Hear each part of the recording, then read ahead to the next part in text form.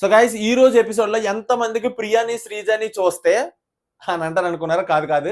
Celebrities ని game ని చూసి ఎంత మందికి చిరాకు దొబ్బిందో కామెంట్ చేయండి. నాకైతే మాత్రం వాళ్ళ గేమ్ ప్లే అస్సలు నచ్చలేదు. ఏంటని ముందు ముందు మాట్లాడుకుందాం. అండ్ ఈ సీజన్ కి రాధికక్క దొరికేసింది. ఎస్, ఈ సీజన్ కి రాధికక్క ఎవరో కాదు, మన రీతు మేడం. సో ఈవిడ ఎంత దారుణమైన గేమ్ ఆడిందో మనం ఆల్రెడీ నేను చూసాం. ఆ రంగుల టాస్క్ లో బర్నీని కావాలని అవుట్ చేసి, పవన్ ని కావాలని కెప్టెన్ చేసి, ఇంత డ్రామా చేసి, తర్వాత పవన్ కళ్యాణ్ దగ్గరికి వెళ్తే ఏడుపు. ఎడమ కంటి నుంచి ఒక్క కంటి పొట్టు కూడా రానికి మహానటి.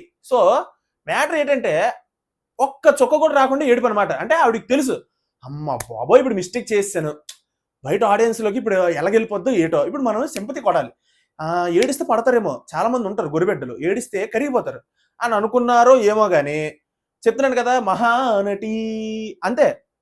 ఎడమ కంటి నుంచి ఒక కంటి పొట్టు అని అంటారు కదా, ఇక్కడ ఎడమ కంటి నుంచి కాదు, కుడి కంటి నుంచి కాదు, అసలు కంటి పొట్టు లేదు. అసలు అంత దారుణం అనమాట నటన నటన నటన. సో చాలా చిరాగేసింది. రెండే రెండు రోజుల్లో రీతు చౌదరి అనే కంటెస్టెంట్ పైన బిగ్ బాస్ లో 2 రోజుల్లో ఒపీనియన్ మొత్తం ఇలా కాయిన్ ఇటు వాళ్ళకి ఉంటుంది కదా, కాయిన్ ఇటు పక్క రివర్స్ అయిపోయింది. అంత ఒపీనియన్ చేంజ్ అయిపోయింది ఆవిడ మీద. ఫేక్ ఫేక్ ఫేక్ ఫేక్, అస్సలు రియల్ కాదు, ఆవిడ పూర్తిగా ఫేక్. పవన్ ఆవిడతో చేస్తున్న పత్యాపారం మామూలు పత్యాపారం కాదు. ఆ పత్యాపారం కోసం క్యాప్టెన్ ని చేసింది ఆవిడ. ఈవిడికి లాభాలు ఉంటాయి, ఈవిడికి బెనిఫిట్స్ ఉంటాయని క్యాప్టెన్ చేసింది. ఇప్పుడు నా ఏడుపులు అనమాట, నటనలు ఏంటంటే జనాల దృష్టిలో ఎక్కడ బ్యాడ్ అయిపోతామో అని అనేసి, మళ్ళీ ఇక్కడికి వచ్చి నాకు పవన్ అవ్వాలని లేదు, అసలు ఇమాన్యుల్ అవ్వాలనుకున్నాను. అసలు ఇమాన్యుల్ అసలు కన్సిడరే చేయలేదు నేను గేమ్ లో. చెప్తున్నాను కదా మహానటి, ఫిక్స్ అయిపోయింది. సో ఈవిడైతే మాత్రం ఫేక్ అని క్లియర్ గా అర్థమైపోయింది. అంతేకాకుండా ఈరోజు గేమ్ లో కూడా పక్కా ఫేక్ అని అర్థమైపోయింది. అండ్ అంతేకాదు, నిన్న ఆవిడ వేరే వాళ్ళకి ఇచ్చిన జలకు ఈవిడ దగ్గరకు వచ్చేసరికి అన్నా అన్నా అన్నా అని అనేసి బాబా అక్కడ మళ్ళీ పవన్ చాలా ఎమోషనల్ అయిపోయింది. తెలుసు నీ గేమ్ చాలా నాకు ఎమోషనల్ అనిపించింది, బయట కూడా కన్ఫామ్గా ఎమోషనల్ అయ్యి ఉంటుంది అని అనేసి అప్పుడే డిసైడ్ అయిపోతున్నారు. భయ్యా నీ పత్యాపారంకి నీకు ఎమోషనల్ అనిపిస్తుంది, మాకు చిరాకు దొబ్బింది, ఆవిడ ఒరిజినాలిటీ బయటకు వచ్చింది మాకు. సో ఇంకా ఈవిడ గురించే లాగ్ అయిపోతుంది అలాగే ఎపిసోడ్ అంతా. సో ప్రస్తుతానికైతే ఈవిడ మీద ఉన్న ఒపీనియన్ అయితే ఇదనమాట. మీకేమనిపించింది రీతు మీద కింద కామెంట్ చేసి చెప్పండి. ఇది ఈ మ్యాటర్ ఇలా ఉంటే ఇప్పుడు డిస్కషన్ స్టార్ట్ అయింది భయ్య. ఏంటి, ప్రియా, మనీష్, కళ్యాణ్ ఇలాగా ఒక దగ్గర కూర్చున్నారు, ఎక్కడ హాల్లో తింటున్నారు. ఏది నిన్న గేమ్ అయ్యాక, రంగుల టాస్క్ అయ్యాక అనమాట ఈ మాటలు. సో ఇటుపక్క గార్డెన్ లో ఎవరు తనుజ, వీళ్ళు భరణి, వీళ్ళు కూర్చున్నారు. ఇక డిస్కషన్ ఏంటవుతుందంటే మనీష్ స్వయంగా ఒప్పించుకున్నాడు ప్రియా దగ్గర, వాళ్ళ దగ్గర. ఏమని, నేను ఎందుకు తన్నానంటే భరణి ప్లేట్ ని, అదే రంగులది ప్లేట్ తన్నాడు కదా, నేను ఎందుకు తన్నానంటే భరణి మనీష్ని అటాక్ చేద్దామని అనేసి అన్నారు, అందుకే నేను ముందే మేము ఇద్దరం కలిసి ఆడదామని ప్లాన్ చేసుకున్నాను అనేసి చెప్తున్నాడు. అంటే ఎవరు, పవన్, మనీష్. అంటే ఇంత క్లియర్ గా చెప్తున్నప్పుడు భయ్యా నాకు ఒకటి అర్థం కాదు, ఇన్ని కెమెరాలు ఉన్నాయి బయట, జనాలు ఏంటనుకుంటారు కనీసం లేకుండా ఎలాగా అసలు. మరి ఆ ప్రియ ఏమైపోయింది ఇప్పుడు? ఆ మనీష్ అంత క్లియర్ గా చెప్తున్నాడు, అయినా అప్పటికి అంటుంది, ఏమంటుంది తెలుసా, భరణి గారు ఇమాన్యుల్ కలిసి అన్ఫైర్ గేమ్ ఆడారు, అసలు ఇద్దరు కలిసి ఆడారు అసలు అనేసి మళ్ళీ మొదలెడుతుంది. అరే అక్కడ డైమన్ పవన్ మనీష్ ఇద్దరు కలిసి ఆడారు, మనీష్ కూడా చెప్పాడు, మనీష్ కూడా ఒప్పుకున్నాడు. అసలు ఎంత దారుణంగా ప్రవర్తిస్తున్నారంటే ఈ ప్రియా, ఈ శ్రీజ గురించి, అమ్మ బాబాయ్ చాలా చాలా చాలా ఓవర్ యాక్షన్ అనమాట. అంటే బయట కనీసం ఎలా థింక్ చేస్తారు, ఆడియన్స్ కి చిరాకేస్తుంది అని కూడా లేదు. బయటికి దొరికిపోతాం కదా క్లియర్ గా, మన కళ్ళకి ఎదురు కనబడుతుంది కదా, వాళ్ళు కలిసి ఆడారు, వీళ్ళు కలిసి ఆడారు, నేను తప్పే ఉంది ఇంకా. కానీ ఈవిడ మాత్రం బర్నీ అన్ఫేర్ గేమ్ ఆడారు, బర్నీ వాళ్ళతో కలిసి ఆడారు అని అదే పట్టుకుని ఏలాడుతుంది. ఎంత సాగదీస్తే అంత తెగుద్ది ఆవిడకి, బెస్ట్ ఆవిడకి మంచిది, వదిలేస్తే ఇక్కడతో. అది మ్యాటర్. సో ఇటుపక్క కూడా ఇమాన్యుల్ అయితే సూపర్ అనిపిస్తున్నాడు, ఎందుకంటే ఆడియన్స్ దృష్టిలో కానీ గేమ్ లాగా భలేగా అర్థం చేసుకుంటున్నాడు. ఏ పాయింట్ అయినా సరే అది ప్రతిసారి ప్రూవ్ చేసుకుంటున్నాడు. ఇమాన్యుల్ మాట్లాడిన ప్రతి మాట కరెక్ట్ గానే మాట్లాడుతున్నాడు, బాగా థింక్ చేస్తున్నాడు గేమ్ లో ఒక ఫీలింగ్ అయితే వచ్చింది. ఇమాన్యుల్ ఏడ్చాడు కూడా ఆ రంగుల టాస్క్ అయిపోయిన తర్వాత, ఏడ్చాడు. అంటే రీతు నన్ను సపోర్ట్ చేయలేదు అని బాధ, ఓడిపోయినందుకు కాదు నాకు సపోర్ట్ గా లేదు రీతు అని చెప్పి బాధపడ్డాడు అనమాట. చాలా ఏడ్చాడు సుమన్ దగ్గర. సో ఇది ఇలా జరిగింది అప్పుడు గేమ్ అయితే. తర్వాత టాస్క్ స్టార్ట్ చేశారు. ఆ టాస్క్ బొమ్మల టాస్క్ అనమాట. ఇక్కడ నుంచి ఓనర్స్ ఇద్దరు స్టేజ్ మీద నించొని ఇలా బొమ్మలు ఇసురుతుంటారు, అది టెనెంట్స్ పట్టుకొని వాళ్ళ బాస్కెట్ లో వేసి కాపాడుకోవాలి వాళ్ళ బొమ్మల్ని. అది మ్యాటర్. ఇప్పుడు ఈ టాస్క్లో ఎంత చెత్త చెత్త టాస్క్ అంటున్నాను, సారీ, ఎంత చెత్త గేమ్ ప్లే అంటే ఎవరిది, మన వీళ్ళది, సెలబ్రిటీస్ది, అంటే టెనెంట్స్ది. అదేంట్రా నాయన, వాళ్ళు ఫ్రెండ్షిప్ అంటారు, త్యాగాలు అంటారు, గేమ్ ఆడరు, దీనమ్మ ఇదేంట్రా నాయన అని అనిపించింది నాకు. అస్సలు దారుణంగా ఆడారు అసలు. భయ్యా ఫ్రెండ్షిప్కి వాల్యూ ఇస్తారు జనాలు. బిగ్ బాస్ హౌస్లోకి వచ్చేసరికి ఎవడి గేమ్ ఆడితే అలాగైతేనే విన్నింగ్ క్వాలిటీస్ వాళ్ళకు ఉన్నట్టు. మీరు కౌశల్ని తీసుకోండి, అభిజిత్ని తీసుకోండి, ఎవరిని తీసుకోండి, ఫ్రెండ్షిప్పే. ఆట దగ్గరికి వచ్చేసరికి చెప్తున్నాను కదా, అలాగే ఉంటుంది. ఇప్పుడు మ్యాటర్ ఏంటంటే వీళ్ళు ఫ్రెండ్షిప్ చేసుకోవడం తప్పలేదు, కానీ వానర్ అవ్వాలని అందరికీ ఉంది.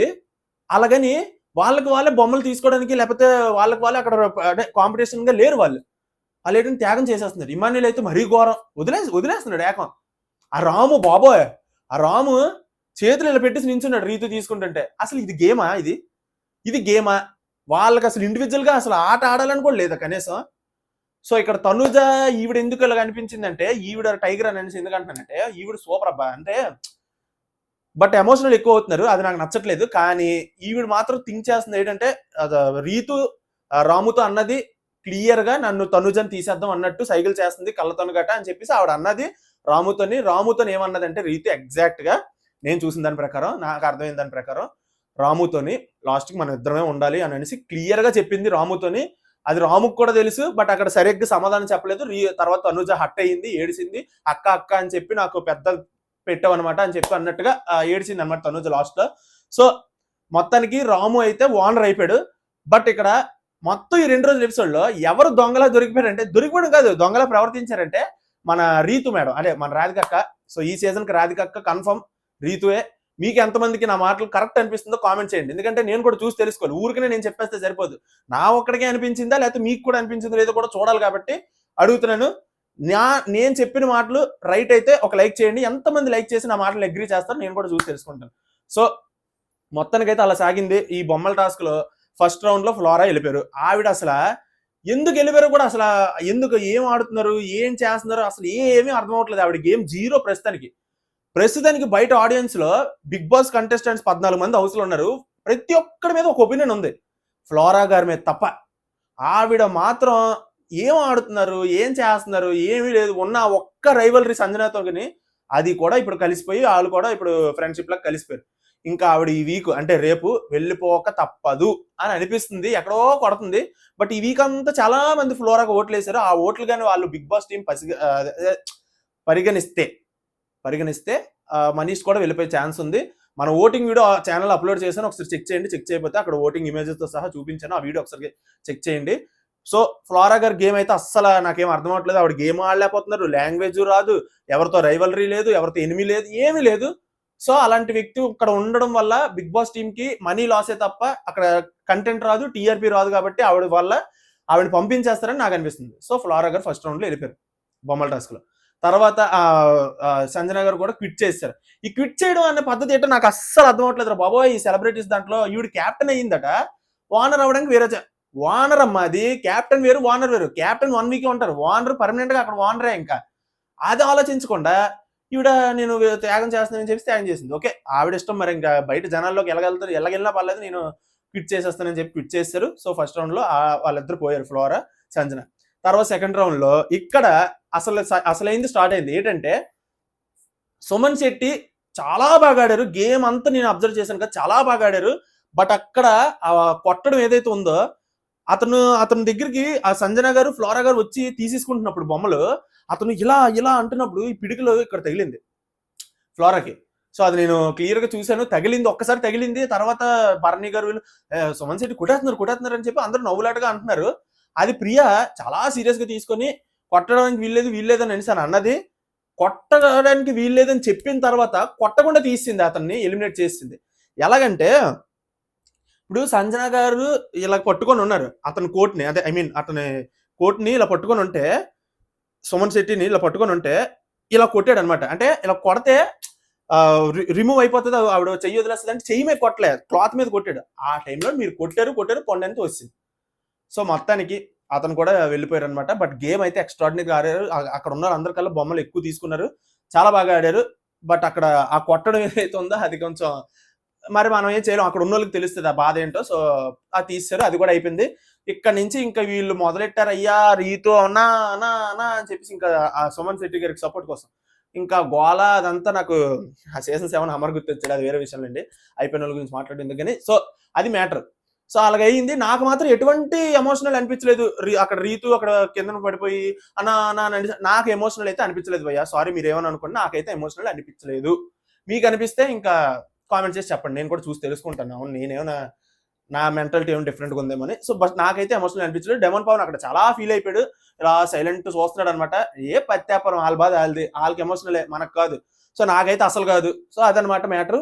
ఇక్కడ కూడా ఇది కూడా అయిపోయింది. రీతుని కూడా మొత్తానికైతే రౌండ్ లో అయిపోయింది. తర్వాత తనుజ ఈవిడ ఇక్కడ మళ్ళీ డైలాగ్, నేను త్యాగం చేసేస్తాను, మీరిద్దరు ఉండండి, ఆ వాళ్ళు ఎలాగో నా దగ్గరికి వస్తారు, ఆ రీతు కూడా ఎలాగో నా దగ్గరికి వస్తుంది, నేను వదిలేస్తాను, మీరిద్దరు ఆడనని చెప్పి మనీళ్ళకి చెప్తుంది. ఆ బాబా మాకు ఏట్రా ఈ సంత, మీరు ఫ్రెండ్సే కాదనట్లే, గేమ్ దగ్గరికి వచ్చినప్పుడు ఎందుకు మీరు ఇలాగా కలిసి మెలిసి అనుకొని. సో నాకైతే అస్సలు నచ్చలేదు, చాలా చాలా వర్స్ట్ గేమ్ అనిపించింది. మీకేమనిపించింది భయ్య, జెన్యున్ గా కామెంట్ చేసి చెప్పండి. మొత్తానికి రాము అయితే ఓనర్ అయిపోయాడు, పర్మనెంట్ ఓనర్ అయిపోయాడు, ఇంకా పనులు కూడా చెయ్యక్కర్లేదు అనమాట. సో ఇది ఈ రోజు ఎపిసోడ్ అయితే.